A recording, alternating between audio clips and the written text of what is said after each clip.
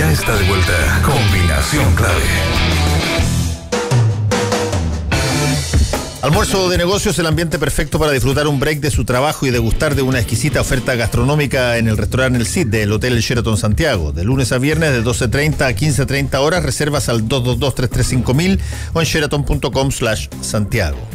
Batería Hankook tiene lo mejor de la tecnología coreana, 100% libre de mantención y la mayor cobertura de garantía en el mercado, con una calidad superior y un rendimiento excepcional. Batería Hankook es su punto de partida. Busque estos puntos de venta en bateriahankook.cl. Tenemos libros para regalar hoy día y mañana. Pueden hasta mañana concursar.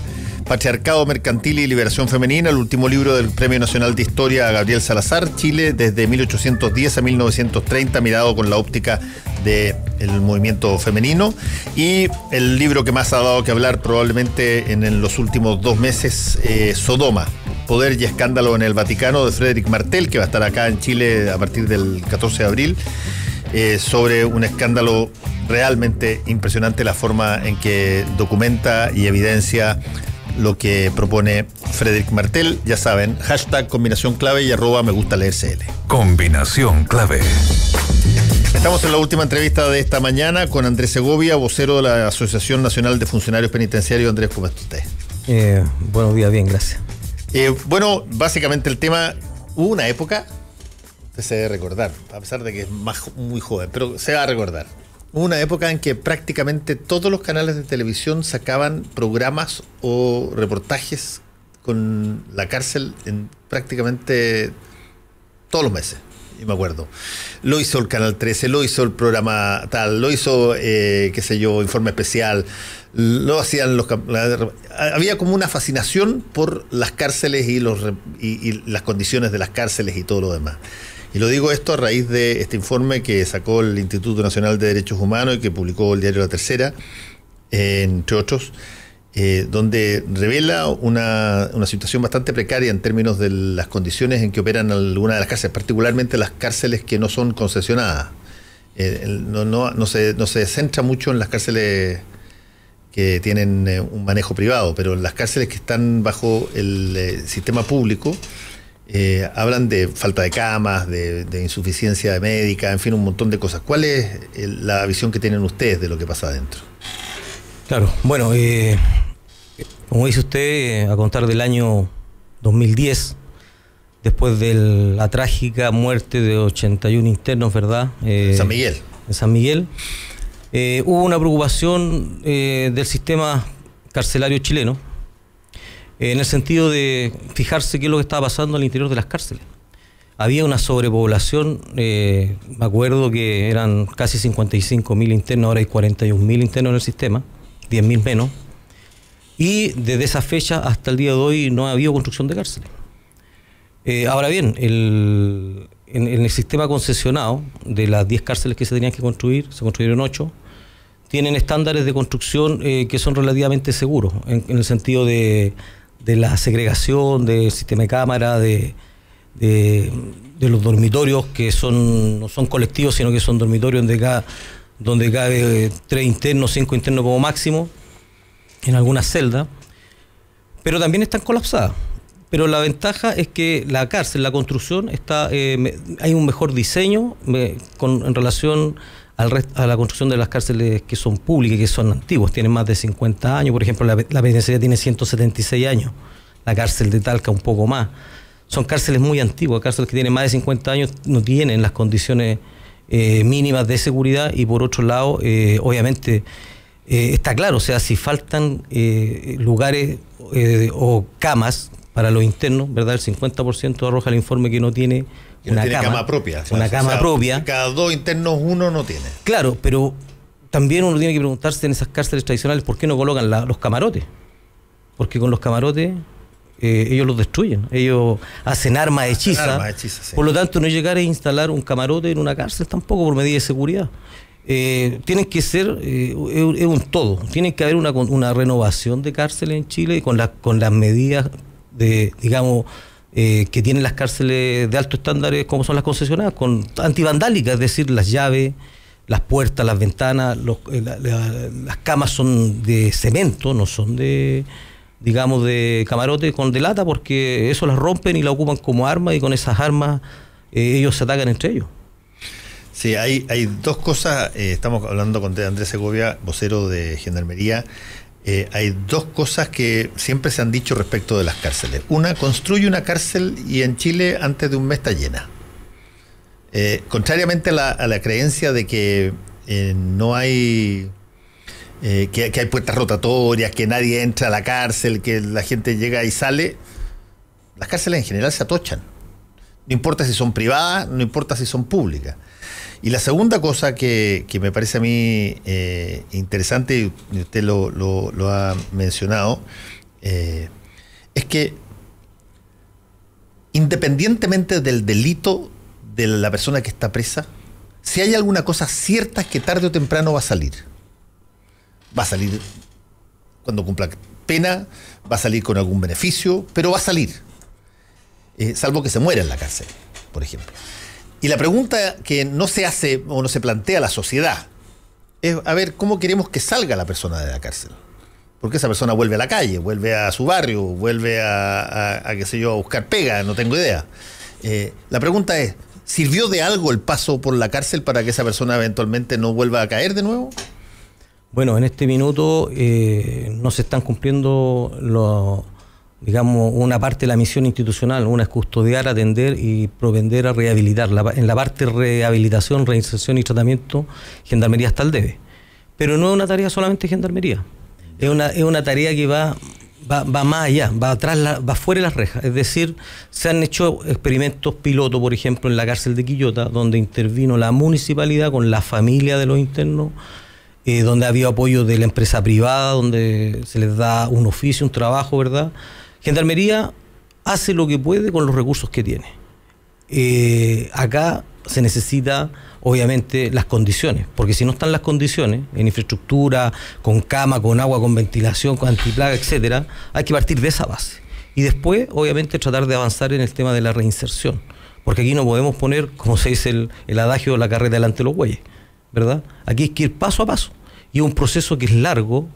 Es un proceso que hay que invertir recursos, y un proceso que es lento porque hay que intervenir las familias. Todos sabemos y todos aquí han hablado de que los delincuentes son familiares de delincuentes en el fondo. Entonces, para sacar del circuito delictivo a los familiares, eso tiene que ver, fuera de las rejas, ahí tiene que ver otros actores. Es difícil avanzar cuando uno tiene tanto, digamos, por hacer y con tan pocos recursos, y son procesos largos, no son procesos, digamos, a mediano plazo, son procesos a largo plazo. Y este tema, bueno, y el tema de la delincuencia también ha ido evolucionando. Si la delincuencia, nosotros teníamos 20.000 presos el año 91, ahora vamos a 41.000, llegamos a tener 55.000 en prisión digamos, encerrados en las cárceles. Un tercio en prisión preventiva y los otros 2 tercios condenados. ¿Y por qué ocurrió eso? También porque se han ido creando delitos, han habido política también antidelincuencia, donde y por otro lado el Estado ha reaccionado con más policía, más PDI, más fiscales, y han endurecido las penas. Entonces todo ese proceso, ¿verdad?, desde el año 90 hasta ahora, ha ocurrido de que no nos hemos preocupado lo suficientemente de las cárceles y de la delincuencia que hay en las cárceles y de la familia de los delincuentes. Entonces ahí es donde nosotros, en conjunto con el Ministerio de Justicia y Derechos Humanos, ¿verdad?, y con el gobierno, más allá del gobierno, inclusive el Estado, junto con los otros poderes del Estado, aquí tiene que intervenir también el Poder Judicial, tienen que intervenir los senadores y los diputados, y por qué no el sector privado. Sí, una de las cosas que creo que se olvida es que la cárcel se mira como algo aislado de un circuito de delincuencia que como usted muy bien dijo, parte en determinadas condiciones para que se produzca ese hecho delictual. Se forman determinados grupos que incentivan aquello. Hay toda una infraestructura que provee desde armamento hasta, qué sé yo, medios de transporte o lo que sea, y la cárcel es una parte del sistema, no es el total, no termina el tema con que la gente llegue a la cárcel, ese es el punto. Correcto. Pero Usted dijo una cosa que es súper importante y que tiene que ver con que la rehabilitación es cara y lenta. Toma tiempo y cuesta plata. Y desde el punto de vista de gobiernos de corto plazo, 4 años sin reelección, donde nadie va a mostrar los beneficios de un proyecto de reinserción carcelaria, porque cuando lo inició probablemente lo va a mostrar en términos de su realización un gobierno 12 años después. La opción del corto plazo es mucho más importante que la opción del largo plazo y por lo tanto no se introducen dineros en rehabilitación en términos serios, sino que, por ejemplo, se hacen más cárceles o se compran más radiopatrulla o sea, todos los gobiernos insisten en meter 1.000 o 2.000 carabineros más al sistema, porque eso sí se ve que uno lo hace, pero la rehabilitación, como es lenta y como cuesta, probablemente uno tiene que hablar de ejemplos. Un ejemplo aquí, yo supe de la cárcel tal, acá, pero no hay un proyecto que se sustente en términos estables a lo largo del tiempo con los recursos que se necesitan. Claro, por lo mismo nosotros siempre hemos dicho de que este problema hay que abordarlo más allá de un gobierno de turno, tiene que ser una política permanente del Estado y por lo tanto en relación al INDH y al tercer informe si queremos respetar los tratados internacionales, ¿verdad? Son tratados de Estado, no es un tratado de un gobierno. Por lo tanto, ahí en ese sentido, si queremos resguardar los derechos humanos al interior de las cárceles de las personas que han cometido delitos, en el fondo delincuentes, tenemos que generar las condiciones a nivel de Estado. O sea, no podemos tampoco sacar cuentas políticas o cuentas electorales para poder abordar el tema. Este es un tema que es complicado, este es un tema que de repente ha estado más por sobre el tema de la salud, el tema de la educación, la percepción de andar en la calle después de las 10 de la noche. A mí mismo me pasa, uno se siente inseguro. No es cómodo andar mirando para la esquina, para atrás, ir llegando en su vehículo y que pueda ser víctima de un portonazo y una mala reacción le puede costar la vida.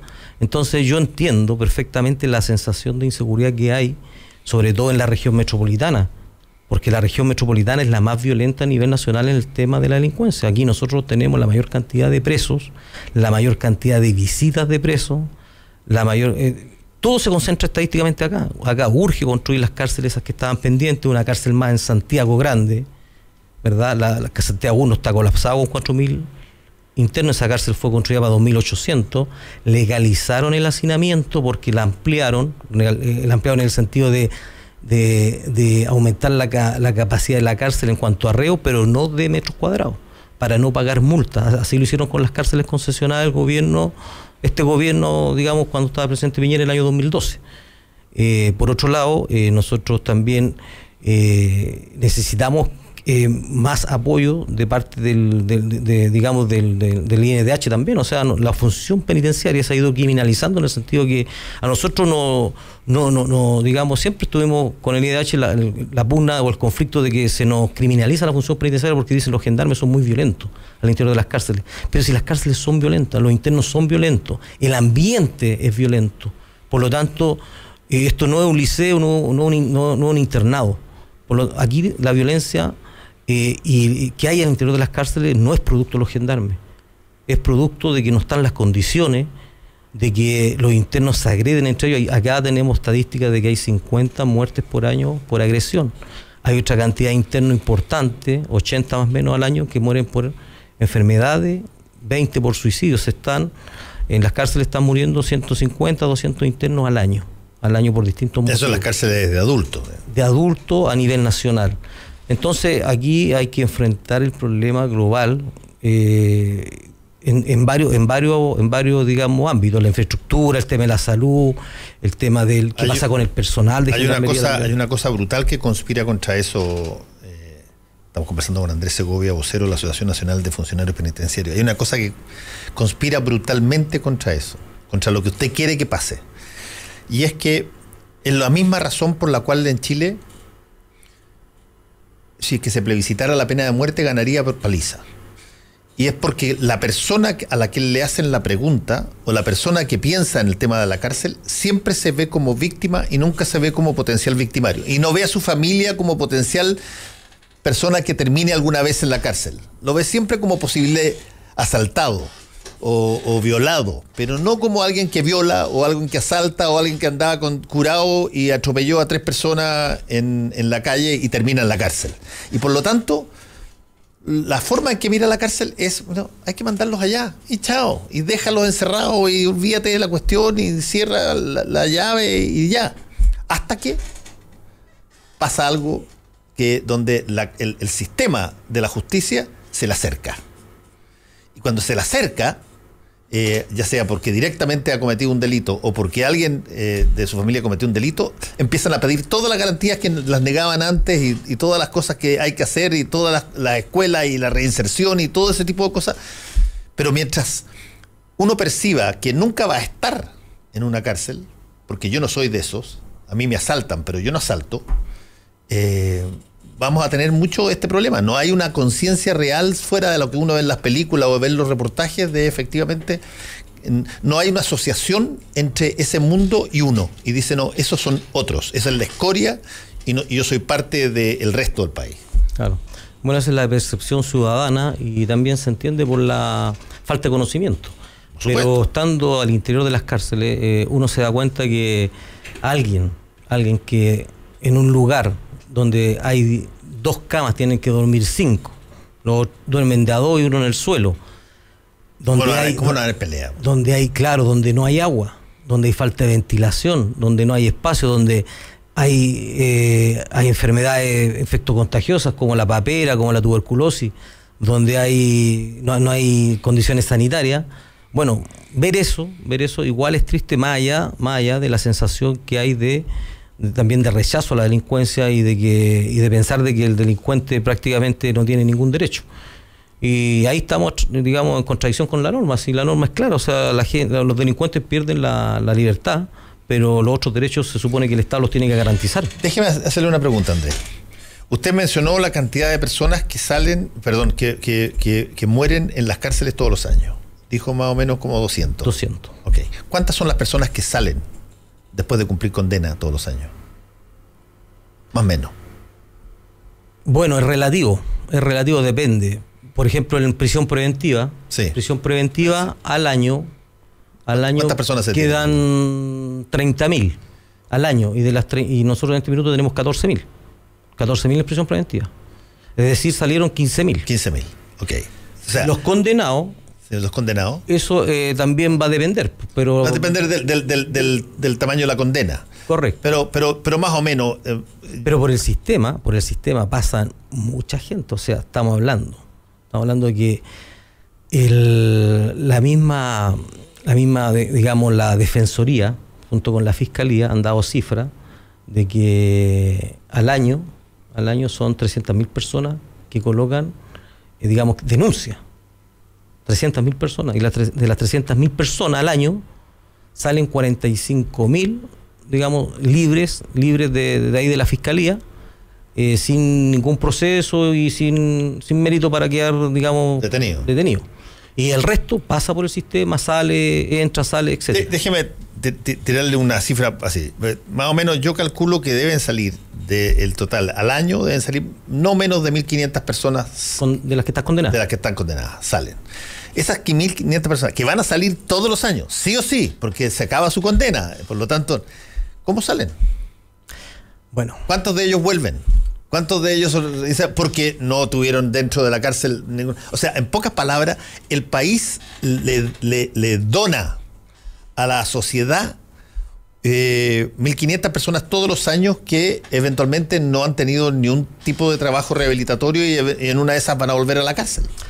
Bueno, para salir en libertad también tienes que cumplir requisitos. ¿Sí? Buena conducta, tienes que tener un oficio, cumplir la mitad o 3/4 parte de la condena dependiendo del delito, el apoyo familiar, etcétera. Cumplen todos esos requisitos y ahí pueden acceder a la libertad en primera instancia, los fines de semana y después un día van a dormir a la unidad hasta que salen libres totalmente. Pero ese proceso es lo que nosotros, digamos, no podemos responder por lo que pasa después de las rejas. Hay un seguimiento post cárcel, que es una función que tiene Gendarmería, pero en realidad no se hace a la cabalidad por falta de recursos humanos y también, digamos, a lo mejor tecnológico, porque quizás se podría colocar una tobillera, algo por ahí. Cosa que es muy cara también, 500.000 pesos una tobillera. Y funciona para determinados delitos, digamos. Claro, para determinados delitos. Entonces ahí es donde nosotros echamos de menos la ayuda externa. La ayuda externa, porque acá las municipalidades también tienen que hacerse cargo. O sea, ¿qué otro órgano social puede hacerse cargo y conocer a los vecinos de la comuna donde está la delincuencia? Porque todos sabemos los focos y las comunas y los sectores donde están todos sabemos, no es para qué nombrarlo si sabemos, para qué vamos a seguir estigmatizando, pero ¿qué se hace ahí? Aparte de la represión policial. Y todos sabemos que ahí trafican droga, que ahí es la ley del más fuerte, que ahí hay amenaza, que ahí se cometen delitos y quedan impunes. Son cárceles abiertas prácticamente, cárceles abiertas, es lo mismo que una cárcel pero abierta. Entonces ahí eso no es responsabilidad de la Gendarmería. No, sin duda. Por lo tanto, ahí es donde hay que reflexionar, pero esa reflexión, ¿quién la tiene que hacer?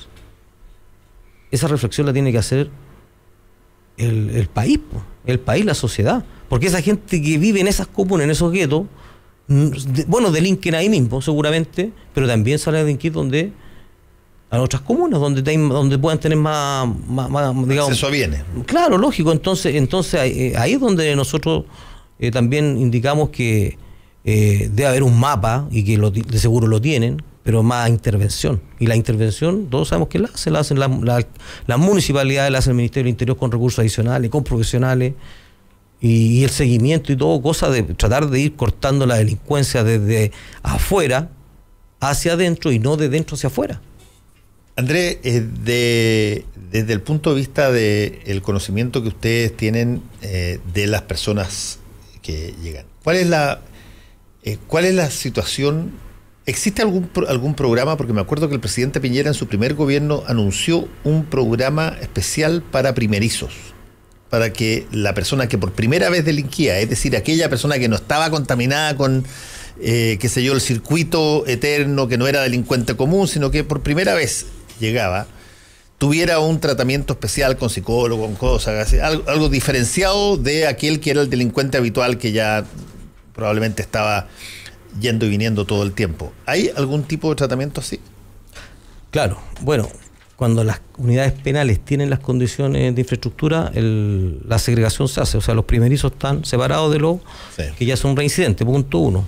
Y después en la condena, obviamente se trata dentro de las condiciones que se mantengan separados. Que se mantengan separados, y se intervienen también es más fácil intervenirlo. Pero ese no es el problema. O sea, el problema son los que no quieren reinsertarse, que es una gran cantidad. Es la delincuencia dura que todos conocen, el refractario del sistema. Ahí es donde hay que intervenir, porque esa es la persona que realmente después va a provocar daño al salir. Y no es una cantidad menor de la reclusión, debe ser un 30-40% de los reos, de los 41.000 que están detenidos, el 30% es delincuencia dura. Están clasificados con alto compromiso delictual. Son reincidentes. O sea, su sistema de vida incorpora el que para generar ingresos tienen que hacerlo a través de situaciones delincuales. Correcto. Ahora, ¿qué pasa con ese tipo de persona? Esa persona dentro de la cárcel, ¿cómo observa su estado? ¿Él es qué? Él es una persona que está en una especie de escala. Tengo que estar aquí por el tiempo que tenga que estar, pero ya después salgo. Claro, bueno, ahí también ahí es necesario para poder dar una opinión más certera. El hombre tiene que reinsertarse trabajando, haciendo deporte, estudiando, metiéndose en una religión, pero si no hace nada de eso, como hay cárceles que no se dan esas condiciones, por lo tanto el hombre está ahí vegetando. El hombre está pasando el día y pasando la semana, los meses, los años, hasta salir en libertad. Voy a aprovechar de que hizo mención al hombre. ¿Hay diferencia en términos de la posibilidad o la facilidad para que alguien se reinserte si es hombre o es mujer? Hay más apoyo para la mujer. ¿Qué sentido? Bueno, las mujeres que están recluidas a nivel nacional son mucho menos que el hombre. De los 42.000, de unas 5.000 mujeres. Que el 90% debe ser por microtráfico, creo yo. Claro. En cambio, en el hombre, la mayoría son por robo, después viene el tráfico y otras cosas más. Pero en definitiva, hay más apoyo para la mujer que para el hombre en el sentido de reinsertarse. Y aparte que las mujeres también tienen más predisposición, como que están más preparadas para la reinserción que el hombre. El hombre en ese sentido se cierran más los delincuentes en ese sentido.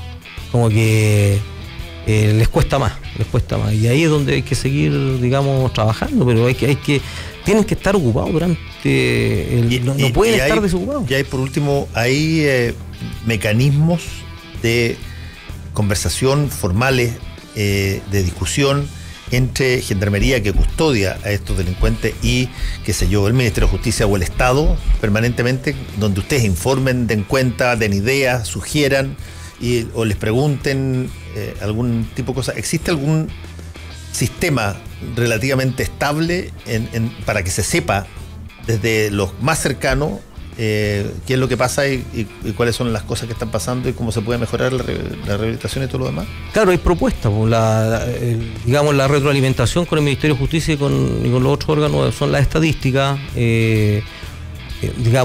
Siempre hay propuestas. El gobierno también tiene sus propuestas hacia Gendarmería. Este gobierno dio 12 propuestas, 12 lineamientos generales que tiene que hacer durante estos 4 años. Va un plan de cárceles que tienen del 2019 al año 2029, que no lo conozco en su profundidad, pero tienen que retomar la construcción, según ellos. Y el día a día en la unidad penal, claro, pues los funcionarios que trabajan ahí en trato directo con los reos, conocen a los reos, conocen los que están. Por eso digo, o sea, yo pienso en una cosa media ridícula, pero una comisión permanente de asesoría presidencial o asesoría de alto nivel sobre el tema cárceles, que esté viendo este asunto en forma permanente, que no sea algo esporádico, digamos. Claro, no, si siempre han habido intentos, han habido informes, etcétera, pero más allá de eso, de las propuestas, de los informes, o a lo mejor de los equipos estos multidisciplinarios que se juntan para dar estas ideas justamente. Hay que empezar por la habitabilidad, o sea, sin duda. Sí, es un tema que la idea, las ganas, claro, sin cama no hay ganas. Exacto. Entonces en ese sentido hay que avanzar también, Andrés Segovia, vocero de la Asociación Nacional de Funcionarios Penitenciarios, muchas gracias por haber estado aquí con nosotros. Muchas gracias. Y los dejamos, que tengan un buen día. Chao. El secreto del éxito es vivir la vida. Baterías Hankook, mucho más. Presentaron Combinación Clave. Mañana volvemos para poner sobre la mesa los temas que a ti te importan. Combinación Clave, por la 92.9 y radiolaclave.cl. Somos opinión.